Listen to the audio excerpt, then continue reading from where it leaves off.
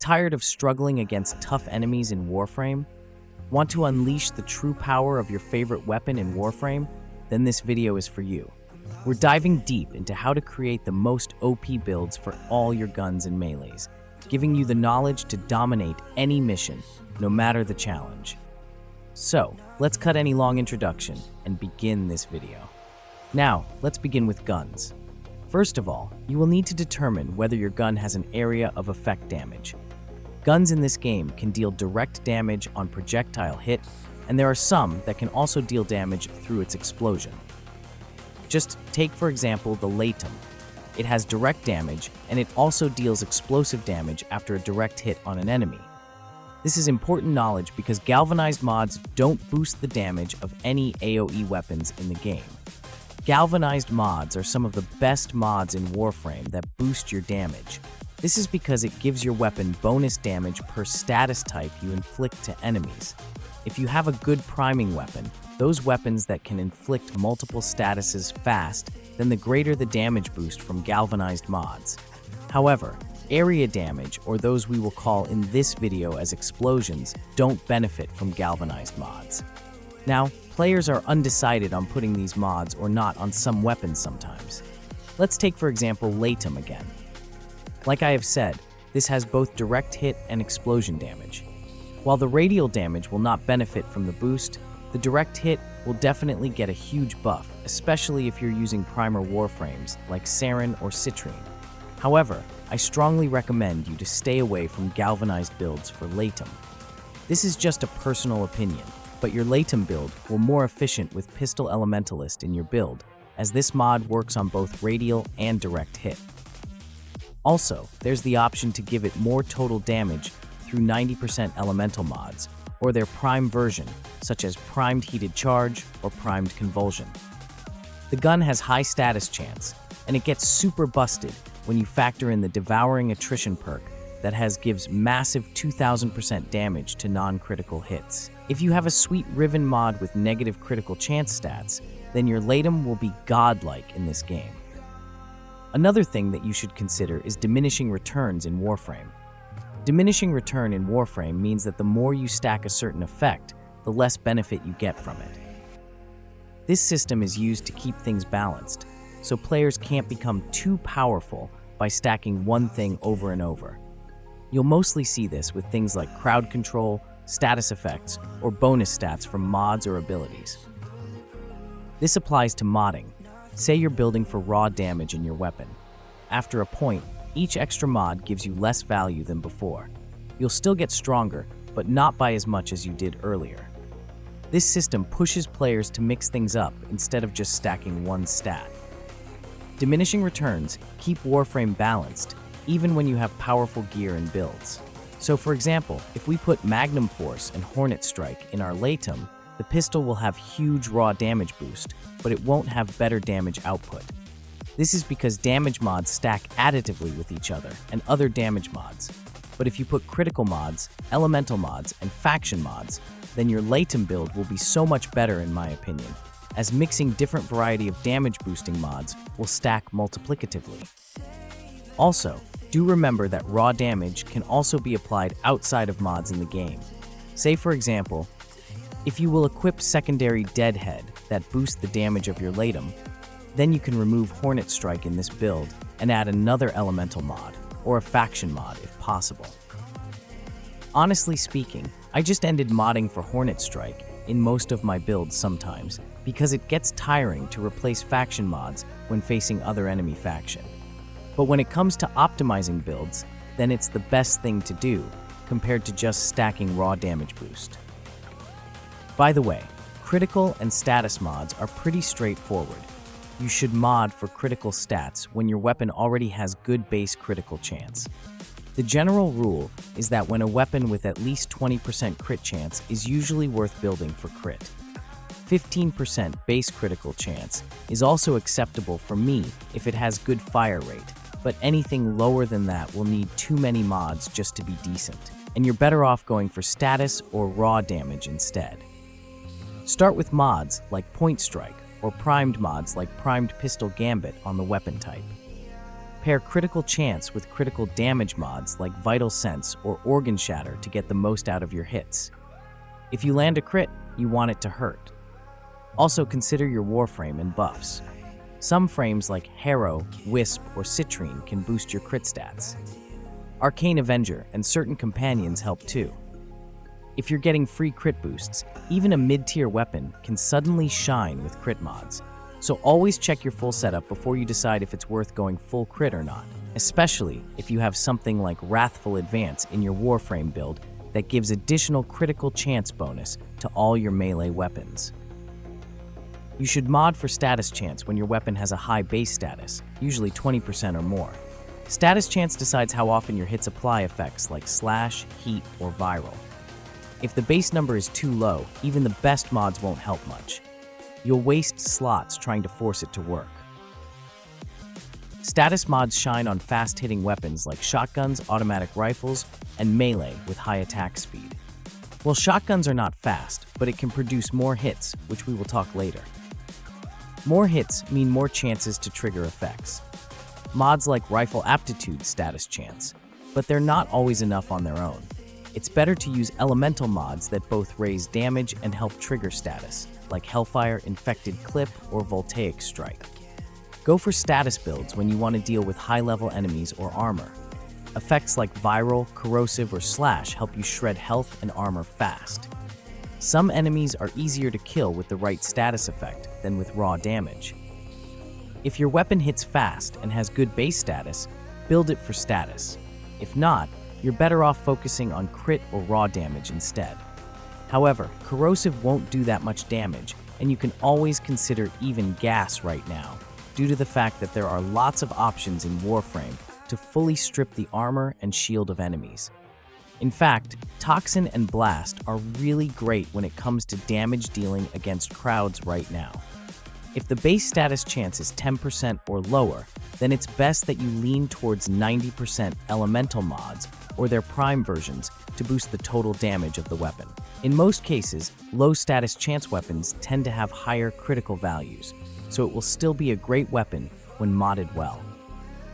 And like I have said, there are multiple ways to strip armor and shield now, so having something that deals massive total damage sometimes gets better than the usual Status King meta options. Finally, I would like to talk about how good the synergy of galvanized mods on high-status chance weapons. The rule is simple. If you can provide high-status chance in your build, then you can inflict it frequently. Then, you have the option to put more elements in your build with those new combined element mods. For example, if I will choose to get rid of Hornet Strike as I'm going for Cascadia Flare to boost the damage of my Latum, then I can equip something like Magnetic Might on this build that gives magnetic proc and damage to the gun, and as well as boost its critical damage. However, I need to detune my Latum build to somehow take advantage of the critical damage boost also. The good thing about this is that Latum is versatile when it comes to builds, since it also got a perk called Overwhelming Attrition that gives you damage boost if you want to do a crit build. It doesn't boost the damage for each critical hits, but the non-crit and status stack up and you can maintain the buff easily, giving you constant damage boost from its perk alone. By the way, I am only using Latum as an example here because it's a versatile weapon, but in the case of other weapons, then you'll have to choose between crit or status build, depending on the base stats of the weapon. Now, I would also like to get back to faction mods. In using these mods, it's not always because of the diminishing return factor. Primed faction mods are potent with damage over time, such as Toxin and Heat, and they scale better if you pair it with a mixture of different damage boosting mods. Also, faction mods are preferable to use with high status chance weapons. Right now, we can go over 100% status chance if the weapon has good base stats, and this means that we can inflict those statuses we modded in our weapon very frequently. Adding faction mods in your build will help increase the damage of your statuses. And remember, there's also the option to equip Elementalist mods right now, which further enhance your status damage. Moving on, let's talk about Multi-Shot. When triggered, it spawns extra projectiles, and each one has its own chance to deal critical hits and apply status effects. Do your best to stack as many multi-shot boosts in your weapon, as this will deal tons of total damage inflicted when all projectile hits. By the way, when it comes to beam weapons, multi-shot is calculated simply as extra damage, and there will be no extra projectile, so it's still a big factor in increasing your overall damage. For shotguns, this is really awesome, as will increase the pellet count of the gun. Hence I said earlier that shotguns are also fast killers. Most of them have no fast fire rate, but the pellet count increase is huge, especially if you have lots of multi-shot in your build. The counterpart of multi-shot mods are those new weak point damage mods added during Warframe 1999 content. It's possible to build certain setups that skip multi-shot entirely and focus on landing huge crits. These builds rely on boosting your chances of landing critical hits and doing extra damage when hitting enemy weak spots. Some weapons have a special interaction where critical chance mods stack in a way that greatly increases their effect when paired with standard critical mods. This setup can lead to extremely high crit multipliers, letting you deal ridiculous damage with each shot. The catch? You'll need to land shots on the enemy's head or weak point to get full value. But when you do, it can completely destroy single targets with just a few hits. This is more for those players that loves high damage and somehow skilled in landing headshots in the game. Now let's proceed to fire rate and attack speed. In my opinion, this modifier is perfect for status builds. When you're using a weapon that shoots fast and hits often, it's best to pick damage types that cause harm over time, like heat, toxin, or electricity. These status effects stack up quickly and work well on weapons that apply many hits in a short time. The attack speed or fire rate helps apply lots of stack to the target, allowing you to increase your damage over time fast. Slash is special because it ignores enemy armor. That means you don't need to strip armor first to do real damage. But its power is tied less to your weapon's raw damage. It only uses 35% of it, unlike heat, toxin, or electricity, which take 50% of your base damage and scale better with elemental mods. Gas and blast can spread out and hit groups, but they don't benefit from elemental mods. That makes them less useful in builds that rely on boosting damage through mods. On the other hand, heat, toxin, and electricity get stronger when you add the right elemental mods. So, if you're using something that lands lots of status hits, stacking heat, for example, helps melt armor and stack damage fast. Also, galvanized status setup is great with attack speed or fire rate mods, for the same reason as making the overall build kill faster. I would also like to add in this video how good status duration mods are. Watch out for anything that changes how long status effects last. If the duration drops too low, your damage output can take a serious hit. On the flip side, boosting duration, say from the usual 6 seconds up to 12, might sound good, but think about it. Are you really going to keep shooting the same enemy for that long? Probably not. Still, longer durations can come in handy in special setups. For example, if you are using a heat inherit setup, then status duration will be super handy in your build.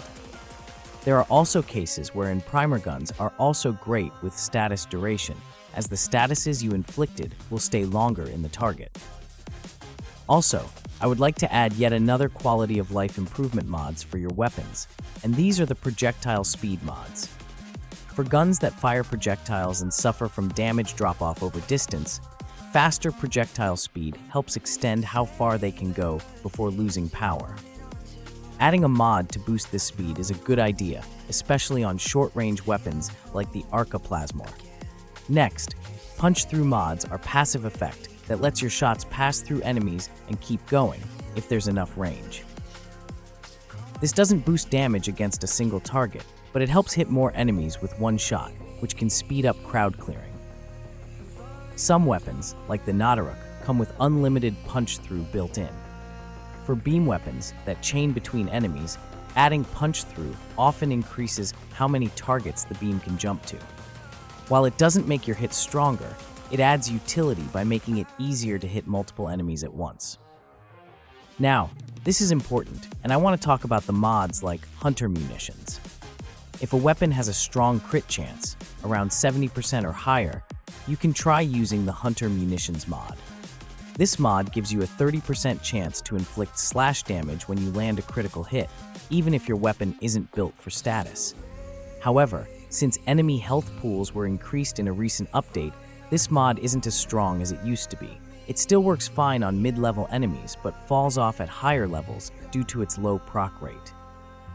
There are other mods with a similar effect. For example, internal bleeding can also trigger slash damage, but it works through impact procs and slows your fire rate. It only fits on specific weapon types, but offers another way to deal bleed damage without relying on crits. Moving on, let's talk about melee builds. For condition overload builds, I strongly recommend this mod when you have a strong primer gun like Epitaph or Kuva Nukor. It's really a great mod when it comes to optimizing the damage of your melee weapon, if you can inflict multiple statuses. However, primed pressure point is for lazy people like me who just like a raw damage boost to the weapon. While the damage of condition overload is higher when you stack statuses, still, primed pressure point is still a viable option, especially if you are okay in dealing enough damage to kill steel path enemies. Now, range mods are really great utility. Primed reach is really handy for fast attack and heavy attack builds, but it's not applicable to slam builds. The best weapon that I enjoy putting a lot of range now is the Incarnon Bow Prime. With lots of range, you can hit multiple enemies in a room. Then if you pair this with Volt, then you can mop room after room of enemies super fast. The critical mods and status mods are just the same with guns, and I want to talk more about galvanized mods. First of all, galvanized steel is great for increasing your critical damage. It may give you lesser critical chance boost, but do remember that melee can be used with Wrathful Advance. In fact, the damage while having galvanized steel will be better if paired with Wrathful Advance or anything that can give you red crit without the other critical chance mods. For galvanized reflex, it's more for slam builds, but it's going to get nerfed this isleweaver update. It's still great for heavy attack builds, especially for always getting high combo counter to increase your total damage.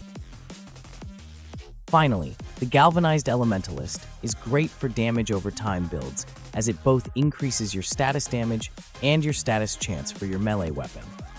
And of course, don't forget about acolyte mods like Blood Rush that increases your critical chance per combo counter, and Weeping Wounds that increase your status chance.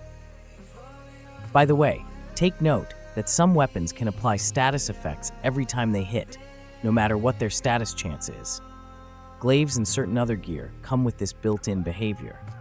That's why it's worth taking a closer look at your weapon. Sometimes a low status stat doesn't matter if the weapon forces a proc on every hit. Some shotgun-style weapons, for example, automatically apply impact when used up close. You can turn that into slash damage with mods like Internal Bleeding, which opens up new build options. Melee weapons also have ways to trigger guaranteed status effects. These often come from their stances, which include specific moves that apply certain procs. The stance you choose can completely change how useful a melee weapon feels, especially if it frequently inflicts slash. Even if the weapon's base stats look weak, the right stance can make it shine through reliable procs. For melee setups built around heavy attacks, things work differently. Their power scales with the combo meter, so keeping that meter from dropping is key. Mods that reduce the combo drain or raise the starting combo help keep your damage up. Attack speed also matters, especially for heavy attacks that trigger procs with high damage multipliers. Building around these strengths can turn a simple melee weapon into a serious damage tool. Also, I would like to add how Dispatch Overdrive works wonder for heavy attack builds.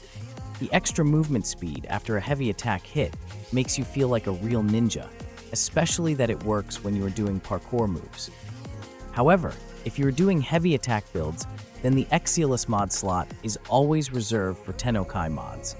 With initial combo mods like Ready Steel in your Warframe aura, and more from Riven mods and Galvanized Reflex, you can actually get 11 times combo counter in average.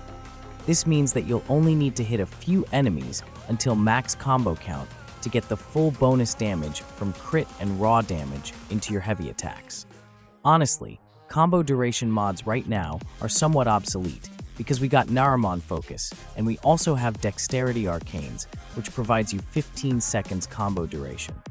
Reaching max combo counter is also easier now compared to the past, wherein you'll need thousands of hits to get it to 12 times. And finally, Maiming Strike is dead, and mods like Healing Return and Life Strike are on life support because of shield gating mechanic. Like I have said, most of the elemental, critical, and status mods on guns are applied the same way as for melee weapons, so I think there's no point on discussing it further. Now, if I missed something, then please share if you have something in mind right in the comment section below. If you want to ask me something, then feel free to ask it also, and let's discuss it in the comment section. Thanks for watching, and I hope this video will help you in some way.